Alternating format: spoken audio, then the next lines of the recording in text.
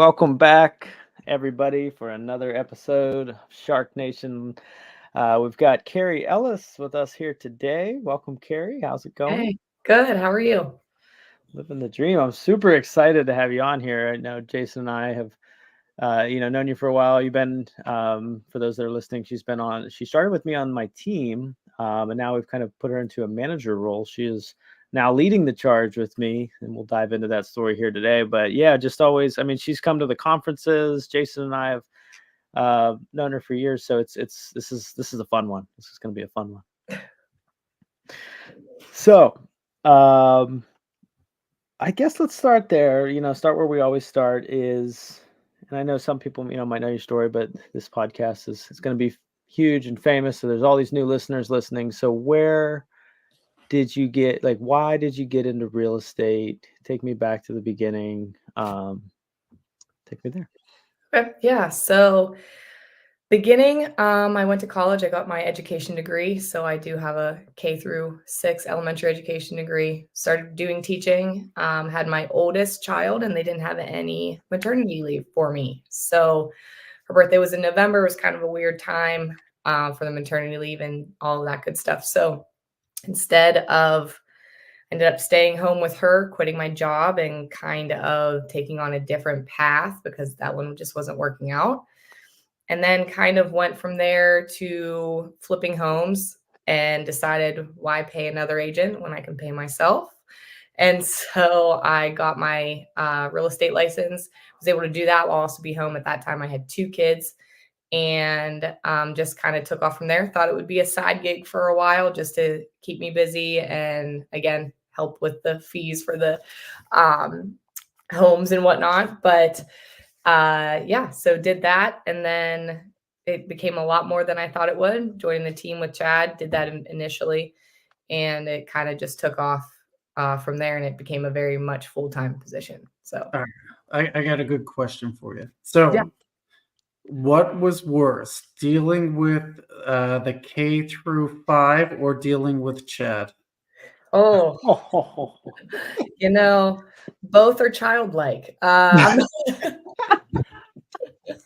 Depends. They both ramble, Jason. So you got to know when to turn them off and when not to. But no, Chad's knowledge, in all seriousness, was definitely helped me obviously throughout. And I stress that, even to people who aren't going to join a team, just to have people like Chad or even our other team members, whether they're with us or they're not, we all collaborated. So it really helped make the job easier.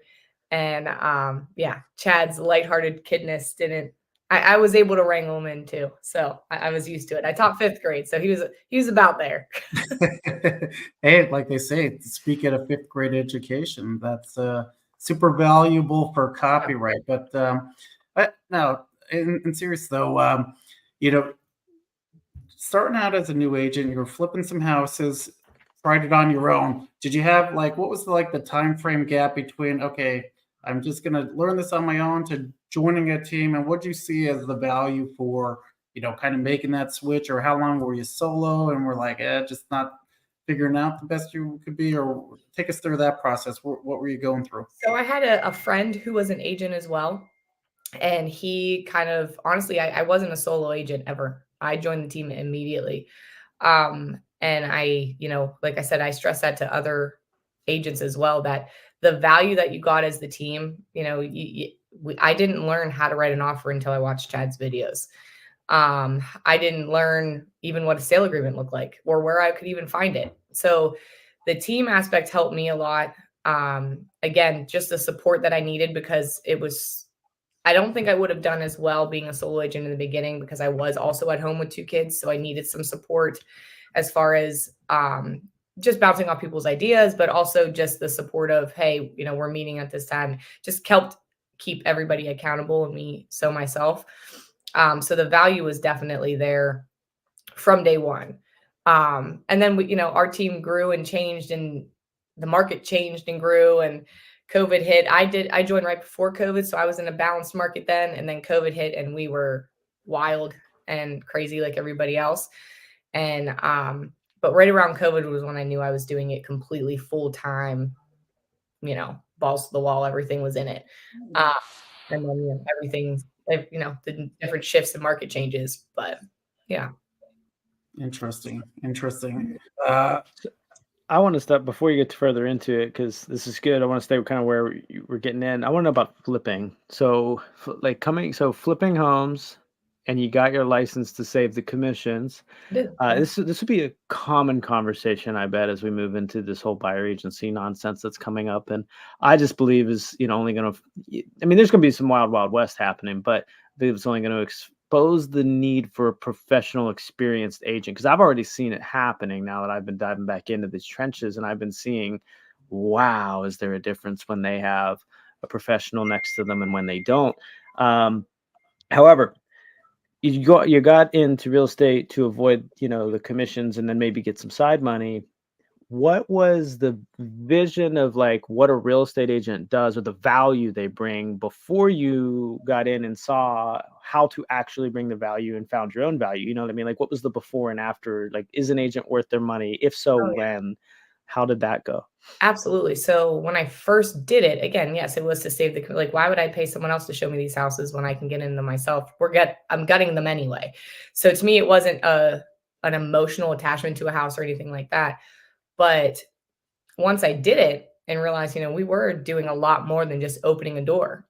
It became almost like a adrenaline, like, hey, I like to help people doing this. I like to get in there and show them, hey, yeah, that needs fixed, that needs fixed. All of the expertise that I had from flipping them and doing that really led me to fully go into it full time because I enjoyed the aspect of bringing that knowledge to the table that, just because someone can open your door, they have no idea what an FHA requirement could be or USDA, if it's just even USDA eligible here in PA. There are so many different aspects, let alone the contract wise. I didn't realize, and I owned a home. I didn't Right. realize the amount of serious contracts that you sign with somebody. And that, this isn't just something that you're, writing a little check to and fingers crossed that it goes through to the end. It was the level of professionalism in the contracts and the style. I had no idea. I really didn't. Even throughout the schooling process, I didn't really know that. I was learning the laws and things, I was learning, which is super important, the education side of it, but I wasn't learning the day-to-day, how to get somebody from start to finish. And when I did it for myself, I was like, wow, the amount of involvement that it takes from when somebody sees a house to when they close, I don't think most people know about. And even if you've bought a house within, I have a lot of repeat referrals who, bought their house 30 years ago. They're like, contracts were only 3 pages. What is this? And I'm like, yeah, you got to read all this now. There's so many different changes and changes daily. I mean, we all know that, especially now, all the different changes. But I didn't realize how much of a professional career it was because from the outside, you think people just open the doors and like, hey, here's the bedroom. Here's another bedroom. Do you like it? Right. Yes, no. And then you call somebody and someone does it for you. No, the amount of work it takes from start to end is a lot. But it gave me a high to chase to get people to those finish lines. So that's what I liked. Nice.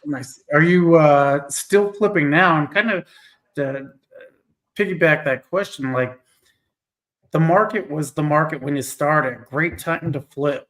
And then we had COVID where things were kind of really good time to flip. And now it's kind of not so much. How do you see your business kind of shifting as the market's shifting?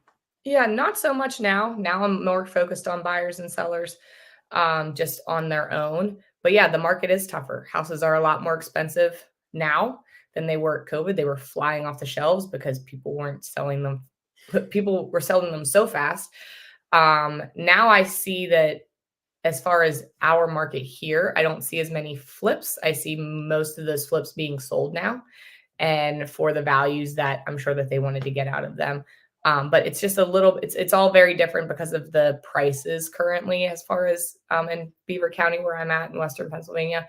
I don't get as many investor calls and I'm not doing it as myself right now. Again, more focused on different style of clients and there's not a lot of time, so at that time in my life, I didn't have as many buyers and sellers. So it was a little bit easier, but yeah, not as prevalent right now, at least here.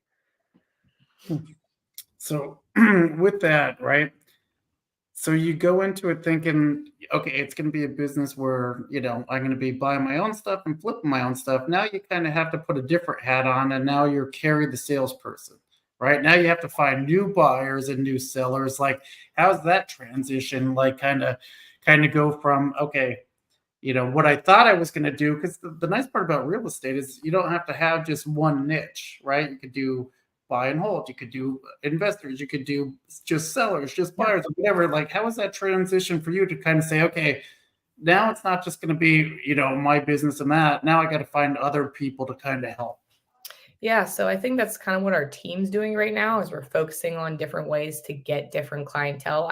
I'm very blessed to have a big sphere. So most of my sphere or most of my sales come from my personal sphere or referrals. I have been doing this for 5.5, almost 6 years now. So I do get a lot of very good referrals from past clients, which help. But my business goes in waves. And Chad knows, we talk about it all the time. I'm either super seller heavy or I'm super buyer heavy. It just depends on the type of referrals that I get or my sphere and what they're looking for. But it does change a lot. Now we're trying to get into a pool of people that, maybe have been browsing for the past 4 years and trying to see if they're ready. So it's a lot more hands-on than it has been as far as getting the different clients. Whether that's buyers or sellers, it really doesn't matter. I feel like as on my end, it's more of the people who have been kind of sitting and waiting to see what's happening and what's going to happen. And, we're working through that as a team, every day. But it is a very different thing than just kind of, yes, I'm still working for myself versus flipping, but it doesn't take a lot of capital to get the buyers and the sellers. It takes a lot more work than anything else. So Return on time. yeah. Mhm.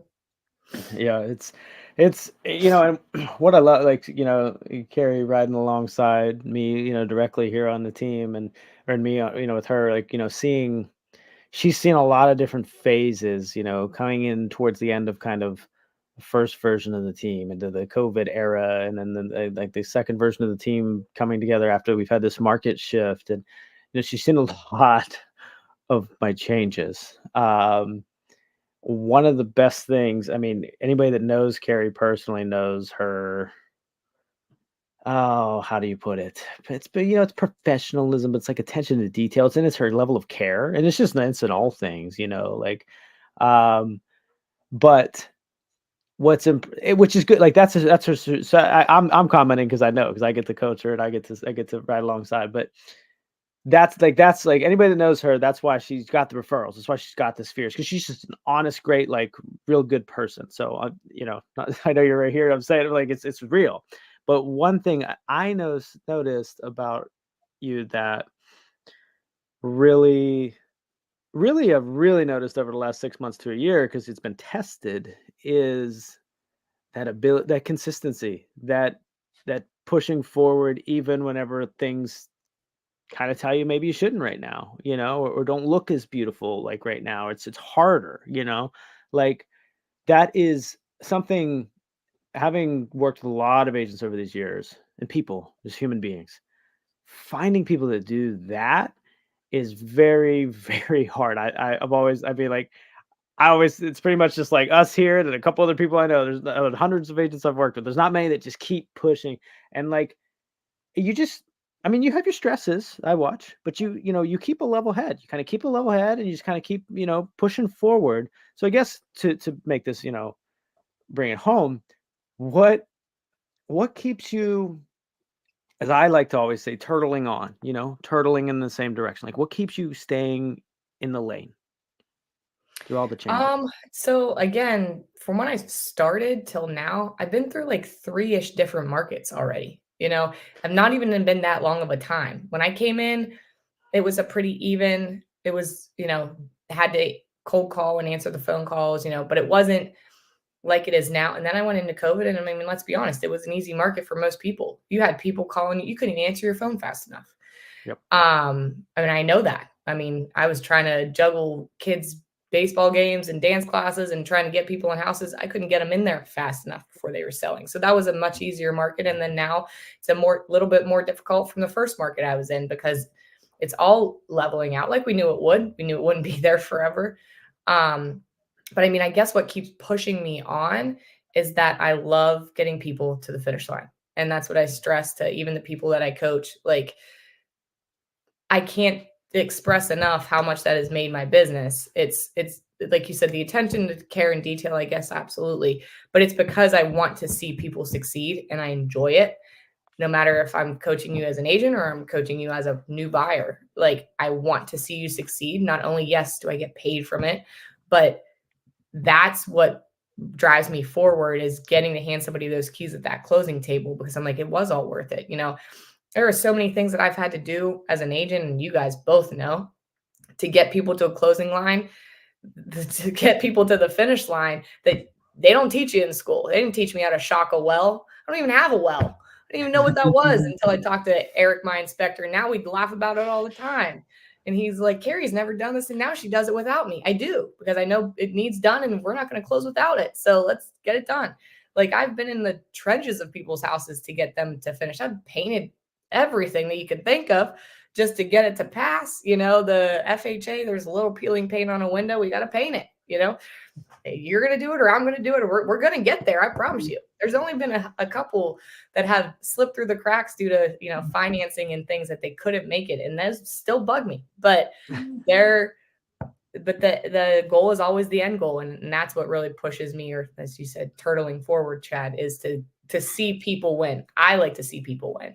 It brings me joy to see them win in all aspects. And so that's what keeps me motivated in this, I guess. Yeah. I always say it's like 3 different phases, right? You have your studying for the license and the legal stuff, and that's kind of a phase of becoming an agent. And then once you do that, you take the next step. And it's kind of learning the contracts and learning the business and prospecting and learning how to kind of make it a 9-to-5 job. And then it's like, so I call that practice. And then it's like actually learning in the game. There's so much stuff that you can't train to. It's impossible. Or you could say, hey, we'll come up with all these scenarios, but until you're in the game, you're not going to know how to do things like that, shock a well. Or, hey, you have this different PFHA loan and, it's a government loan and, you're on a waiting list and there's nothing you could do about it. It's like, but as things come up, then you can kind of go off of experience and train up on. Talk about that as far as like you said, coaching the team and all that. How do you kind of differentiate, okay, hey, this is all kind of stuff that we need to learn, but kind of how does your trajectory go for the learning curve? Yeah. So I tell, the one agent that's on our team now, I say, I tell Hope all the time, I said, I don't know everything. I was like, every day and every transaction, you learn something new, I feel like, which again, keeps you in this game. I feel like keeps good agents in the game wanting more, because you do learn. I mean, I had an issue this past spring with a land signed roadway agreement. Even the broker didn't even know what to do. He was like, I don't know how to get somebody to do that. I don't know. And I'm like, my hands are tied at this point, so there's always a learning aspect of this. And you're right. There's absolutely 3 phases.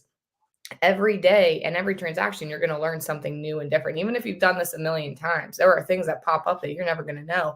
And that's what I stress, again, the importance of our team, because if I don't know, then I ask Chad. If Chad doesn't know, then I go to the broker. If broker doesn't know, then I go to the slew of PA agents that we have, or over the globe agents. There are things that we all have in common.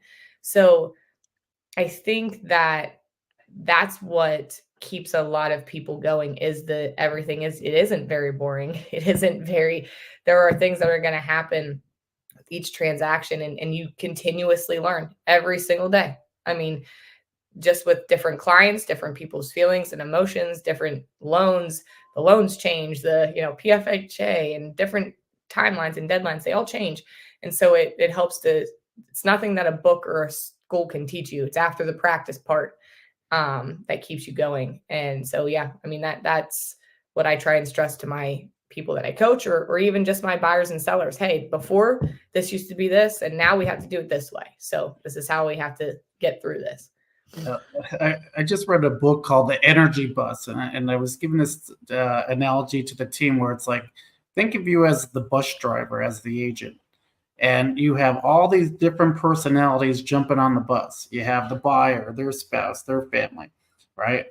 Crazy uncles that are checking out the house or whatever, right? Then you have the seller, their spouse, and their family. They're all on the bus, right? Then you have title. Then you have the lender. Then you have the other agent, their broker. So you have all these different personalities, and you're trying to just get this bus to closing, right? And keep, drive the bus and keep the wheels on just to make it there, right? But at the whole time, you're trying to, delegate and deal with personalities and make sure everybody knows where you're going, so everybody's on the same page. Try to keep them all happy as you go on the trip. Because some trips are a little bumpier than others, right? So it's a wild ride. What's your philosophy, or how would you like to teach to agents? I think the biggest kind of skill that they can learn is like problem solving, right? If you are going to be an agent, you need to learn how to solve problems, because there's always going to be something coming up. Could you touch on like what's your philosophy? What do you like to train on? So I think, and I do tell that, and I tell I tell a lot of people that has become a very strong suit of mine, thanks to Chad and our team. You don't realize studying for the class how many problems you're going to have to solve. You wear a lot of different hats. Whether you're the seller agent or the buyer agent, you wear a lot of different hats. You're here to make everybody happy. We all want a smooth transaction in the end of it. And we want happy agents and happy people. That's what you want. And the problem solve, the biggest thing that I've learned, again, through the transactions that I train people on and my new agents, is take the emotion out of it. There are so many things that you cannot change. Yes, you want to be helpful and empathetic, and I do strive on doing that with my clients, why I do think I get a good amount of referrals. But I'm also very real, and I cut the bullshit out. And there are things we cannot change, and I've learned from Chad, and I honestly use this method for many things in my life because I am an emotional person just by nature. But I give everybody options, A, B, and C. Here are your options. This is what we have. This is our problem. We have this option, A, B, or C. I'm not here to pick that for you, but I am here to help guide you on all of these things. Here are your options. We have no other way to move about this, but how would you like to proceed? And I do that with other agents, when we're doing inspection negotiations or something like that. We can't fix it all. So here are our options. What are we going to do? And I do that with, all of the clients. And I think it really helps to get people, that they like to know that you care, but they also want to know that you're going to back them up in whatever problem it may be. And I think that that's really helped, is to try and take the emotional toll out of it and really present the facts in an empathetic way, but also in a very professional way. And I think that really helps. It's what I try and teach the newer agents, because you do get tied up in the emotions. I know I can think of every transaction in the very beginning where I was way too emotional about this. And I'm like, Carie, relax. That could have been so much easier on your own mental self and everyone else's mental self if you would have just breathed for a second and didn't get so worked up. But again, that's a learned skill. But I think if you instill that in newer agents sooner, it helps them throughout the process, because you can't think of every problem off. I can't train everybody on a problem in the beginning. You can only do so much. But what you just said, anybody listening, go back and listen again. That is such a big component of this business. And I love that you brought up the ABC thing, because when it's funny, you said, you use it in all aspects of life, because I just kind of randomly realized that, I gave a couple people a couple options to diffuse it. And then I realized, well, this is kind of like an ABC. And then I think I pulled it from like a KV Core auto drip at one point, where it gave them a choice of A, B, and C, and they gave me a letter. I'm like, yeah, this is what we should do. And, and it's funny you said that about life, because I have found myself so many times how telling myself, like, okay, I'm very emotional about this situation in front of me, but like, take it away. I could either do the other side of the thing, that person's thing, my side, the favorable thing for me, or do something in the middle. And it's going to sit somewhere in that range. But that's it. So which direction am I starting with? Am I starting with A, B, or C? And, and it's just, so that is a very, very useful tool. And I'm super pumped to hear it come back and hear you say that you're using it. I love that. So like what was just said, anybody listening, like go back and listen again, especially if you're a new agent, because I've always said the level of emotional stress that you take on in this business, if you can't find a way to manage that, it will consume you, and you won't do the things that move the needle forward, not only for you, but for the people you work with and support and care for, whether it's clients or personal. So you've got to find a way to deal with that. I think ABC is a super helpful way. But as we're talking about coaching, my ranting, all these things in together, one thing stuck out to me in particular that I wanted to hear your opinion on. I might know the answer because I work with you, but I'm curious if I'm right. So there's kind of, when you get training or coaching, or when I do in my ranting, right, there's kind of strategy, there's kind of tactical, the information, right? And then there's mindset. It's more, it seems standard, or not standard, but it's like you've heard it before. What do you think moves the needle more? Tactical strategy and informational, or general mindset, the 6 inches between the ears? What do you think moves people, whether yourself or others, more in a training kind of environment? And I'm going to say, I don't think either one moves them more. I think there has to be a balance. I think it has to be a 50-50, because if you have a newer agent who just has a lower mentality of, I can't do this, I'm never going to be able to finish this, you can give them all the strategies in the world. But if their mental state isn't more on the positive side, they're not going to move the needle no matter how many strategies you lay out for them. You could say this is proven, and they're like, well, I hate phones. Or this is proven, but I'm not good at writing an email. There are so many strategies you can give, but if the mindset isn't there, then I don't think they coexist. But I do think that, promoting that, it is going to be difficult. Things, like you said, problems are going to come up, different transactions and different things, but promoting that, the positivity, just as a coach, just to be a positive person helps. Yes, we're all human beings. We all have bad days and good days, but to say that that's going to always happen and put that realistic mentality out there will help prove that those strategies do work, if that kind of makes sense. I think it's a balance. I don't think you can have one without the other. I like it. That's interesting you say. Well, and I think once you get the mindset down, at some point you do have to work on strategy. So it's probably, 100%. what do you need? Yeah. It's like you need a win to get you need a win in some way to have that positive boost. And then you're like, oh, then the strategies are really more important at that point. So I think it's, like I said, I think it's a balance in the beginning until you really do get into some wins and some good conversations, or, a closing or something where you're like, okay, these strategies actually do work. I need more strategy then to move the needle. Yep. I was going to say, like I said, you have to have a mental win early. We just had our investor meetup last week, and one of the things they were talking about was the Dave Ramsey, kind of debt snowball strategy. If you don't know that, you put your debt smallest to largest, pay off the smallest debt first. Why? Because you get a mental win, right? And it shows you then, okay, you're more likely to kind of continue and follow the process if you have some minor wins ahead of you. So just like you said, setting up agents for success with getting like a minor win. But sometimes with agents, they just see it as a long game. Oh, I don't have a closing, so that's not I'm not doing anything. But they don't see all the small incremental things that they did, which should be mini wins throughout the process to get to the final closing line. You can't win a game of football on the first play of the game, right? It takes development throughout the whole football game to win the game. People just want to see the end result and the final score, and they don't want to kind of see what happened in between to make it work. What's your guys' thoughts on it, and how do you guys talk about staying in it to win it? Because like you said, if you get something under contract today, cash close, you're looking 30 days out. Anything with the loan 45 to 60 as we get busier throughout the summer.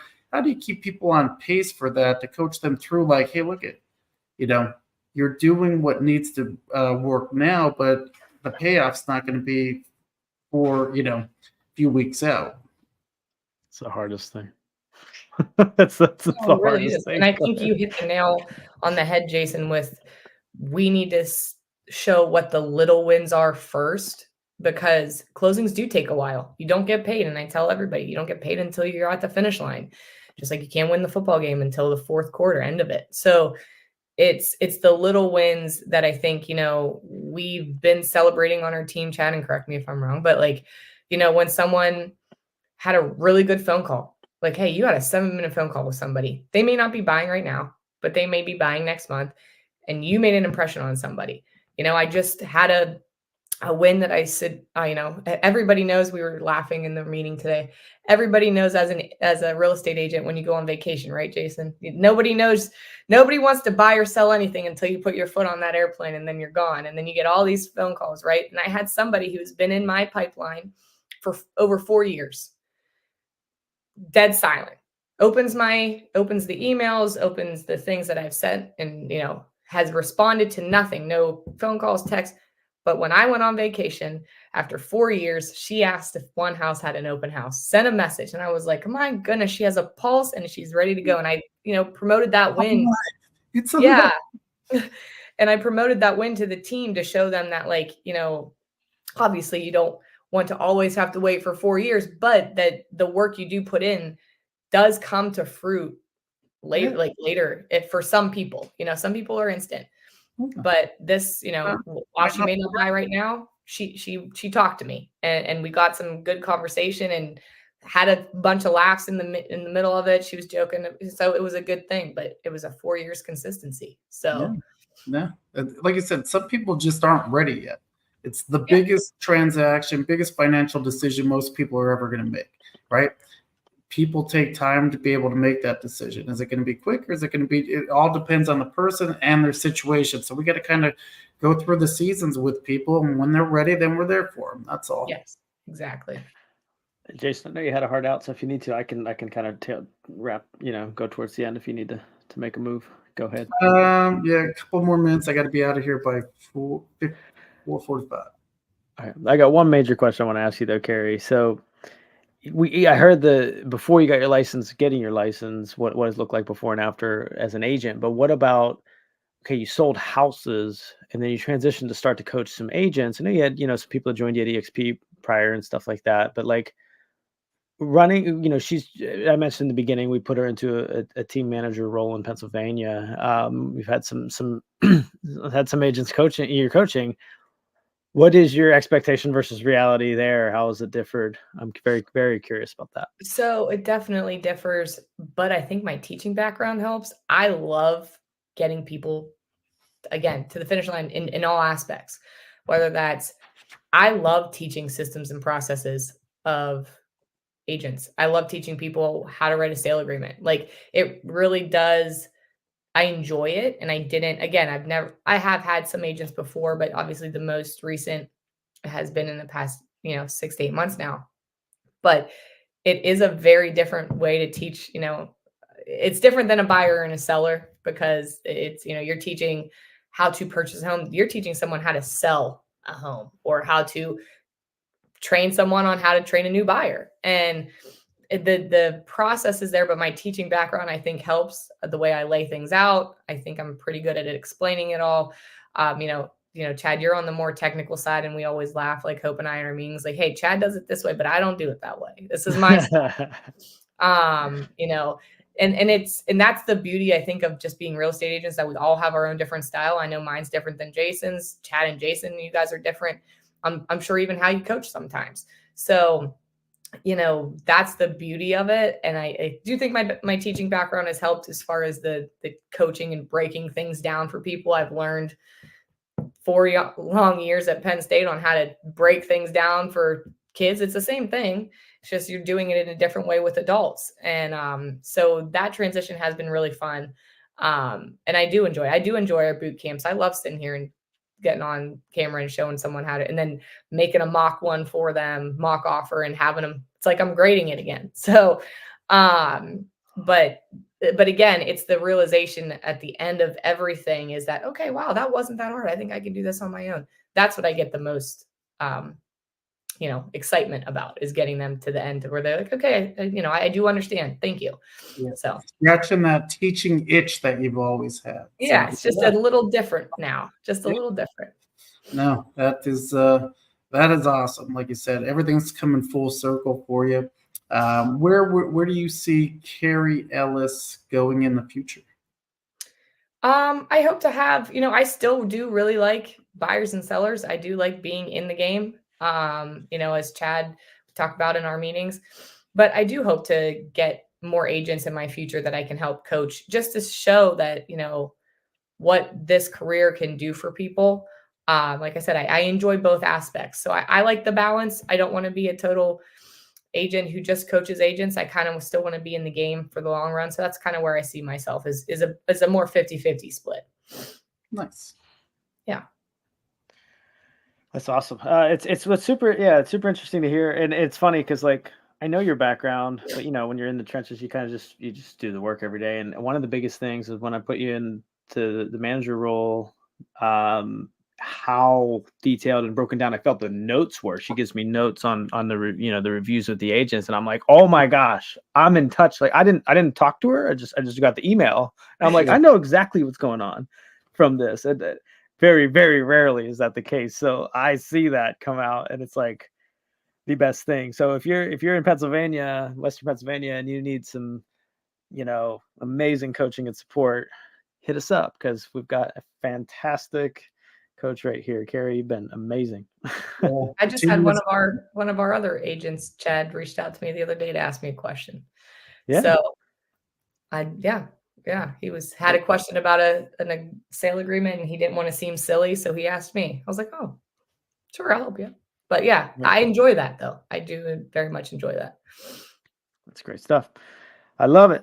Well, I appreciate you coming on here. I think we'll do a check back in with you at some point in this podcast whenever we've found some good 50-50 for you.